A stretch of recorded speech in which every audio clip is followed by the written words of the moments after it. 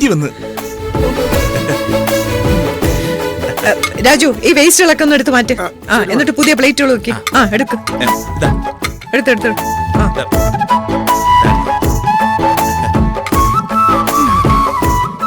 നിങ്ങൾ ഇരിക്ക്. പെട്ടെന്നായതുകൊണ്ട് ദോശയും സാമ്പാറൊക്കെ ഉണ്ടാക്കാൻ പറ്റുള്ളൂ. നാളെ മുതൽ ഞാൻ വേണ്ടതൊക്കെ ഉണ്ടാക്കിക്കോളാം. നന്ദിനി പോലെ തേങ്ങ അരച്ച കുഴമ്പുവിട്ട ചെമ്മീൻ കറി ഇല്ലേ, അത് കുറച്ചും എടുത്ത് എടുക്ക്. എന്താ അതിന്റെ ഒരു രുചി! ഓ, കുറച്ചുകൂടെ.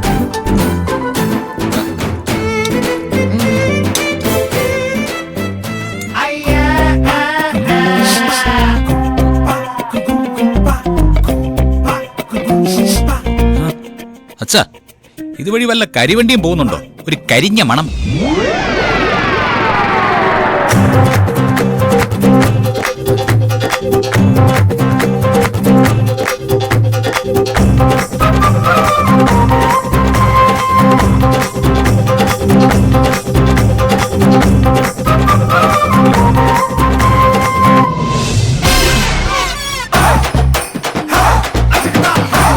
ഇതെന്താ കളിയാ? കരിവേല ഒഴിച്ചാണ് ദോശ വിട്ടെ. വേണ. അയ്യോ,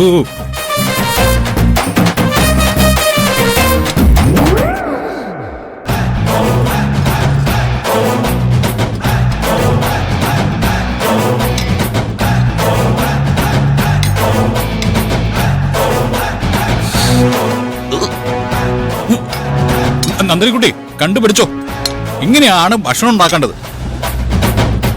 കൊള്ളാമല്ലോ, മുഴുവനോടെങ്ങ് വിഴുങ്ങിക്കോളിയാ.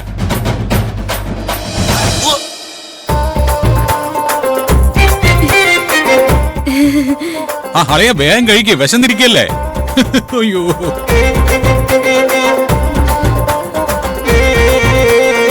പത്മ, എന്താ ഇത്? എന്താ ദോശയും സാമ്പാറും കണ്ടിട്ടില്ലേ ഇതുവരെ?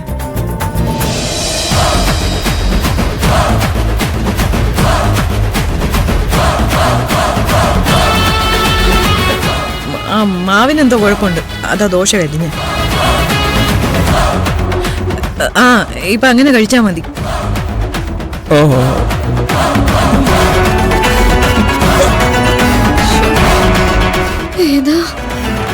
നീ എന്തോടി കഴിക്കാത്ത?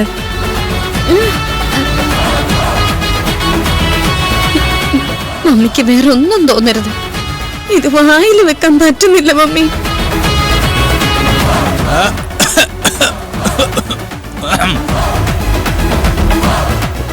മമ്മി എന്തിനാ ഞങ്ങൾ ഇങ്ങനെ ചതിച്ചത്? ഇതിലും ഭേദം ഞങ്ങൾ അങ്ങ് കൊല്ലുന്നായിരുന്നു.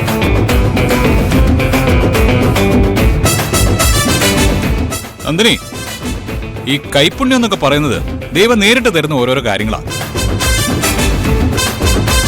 അത് തട്ടിപ്പറിക്കാൻ നോക്കിയിട്ടൊന്നും ഒരു കാര്യമില്ല.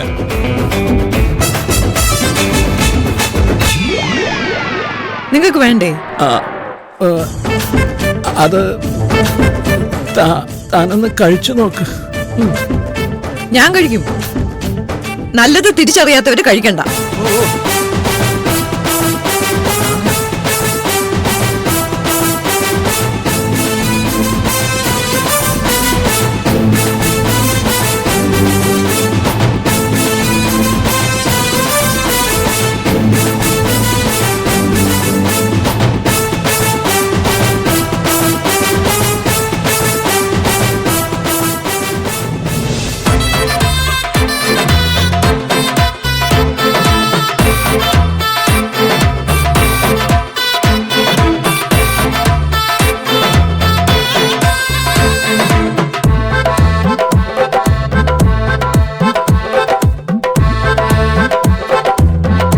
അയ്യോ, ആരും മുഖത്തേക്ക് നോക്കല്ലോ. ഒരുപാട് ഭാവ വ്യത്യാസങ്ങൾ മുഖത്ത് വരും. അതാരും കാണാൻ പാടില്ല.